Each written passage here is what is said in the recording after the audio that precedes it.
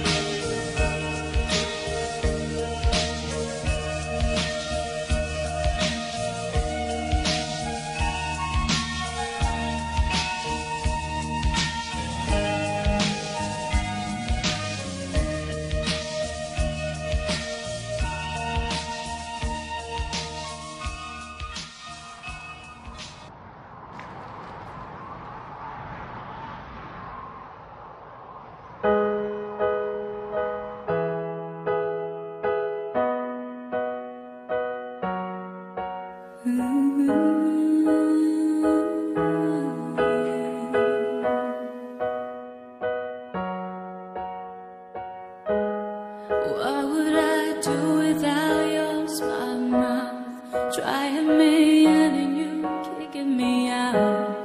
Got my head spinning, no kidding, I can't pin you down. What's going on in that beautiful mind? I'm on your magical mystery ride, and I'm so dizzy, don't know what hit me, but I'll be alright. My head's underwater, but I'm breathing fine. You're crazy and I'm out of my mind, 'cause all of me loves all of you. Love your curves and all your edges, all your perfect imperfections. Give your all to me, I give my all to you. You're my end and my beginning. Even when I lose, I'm winning, 'cause I give you all of me, and you give me all of you. How many times do I have to tell you? Even when you cry and you're beautiful too, the world is beating you down around through every mood. You're my downfall, you're my Zeus, my worst distraction, my rhythm and blues. I can't stop singing, it's raining in my head for you. My head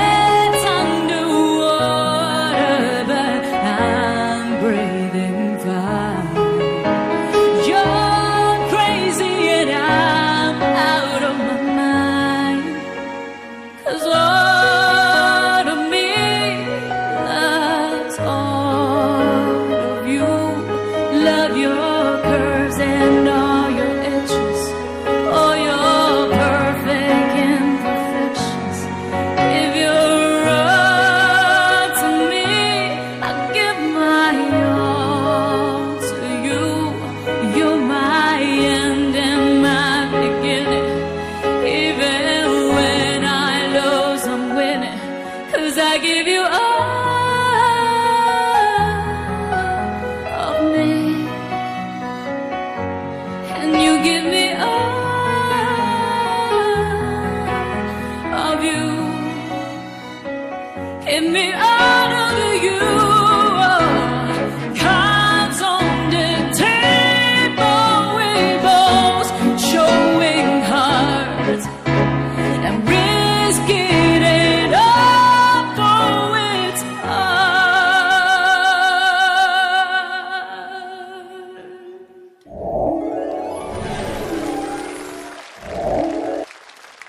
'Cause all of me loves all of you.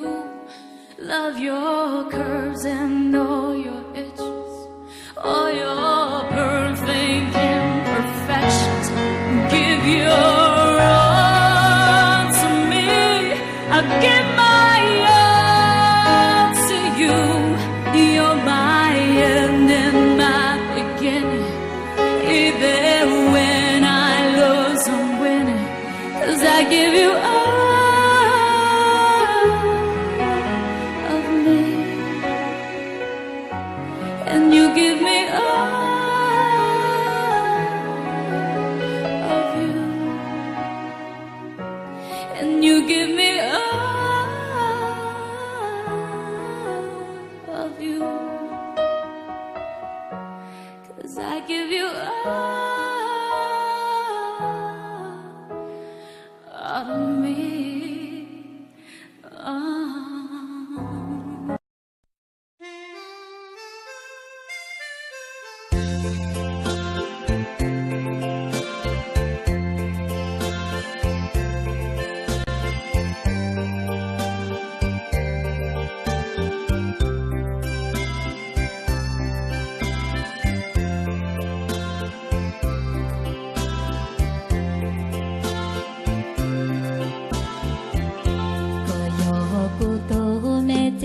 Che rong ya le cho tao lũ trong lũ chúa lũ gì chỉ trái chính khê do có lũ chữ gì có yo lên gì tu cứ rong chắp ba có yo cô tu rong trắng có ua thôi ya lũ băng rồi bé lũ nè trời vua gió nhẹ lũ có ua lũ san đê có yên chỉ chế chỉ nhớ bé ilu của vang chữ trao